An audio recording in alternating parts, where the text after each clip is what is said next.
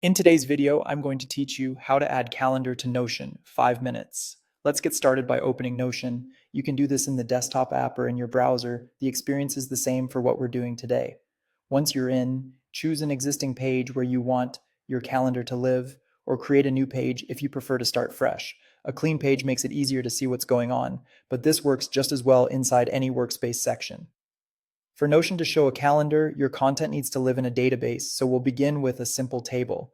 On the page, type slash, then start typing table view, and select it to create a new table. This gives you a structured place to store tasks, events, or notes. If you already have a database for your items, you can use that one and skip ahead. The key ingredient is a date property. Inside the table, look for the option to add a property. Click Add Property, because databases in Notion use properties to define the kind of information each column holds.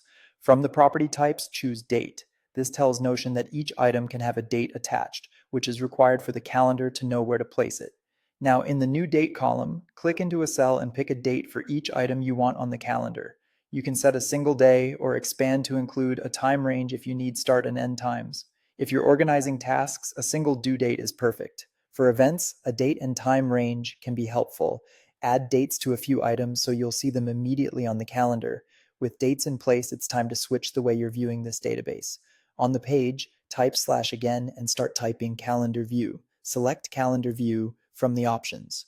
This creates a new view of the same data, but arranged by date. You'll now see your table displayed as a calendar.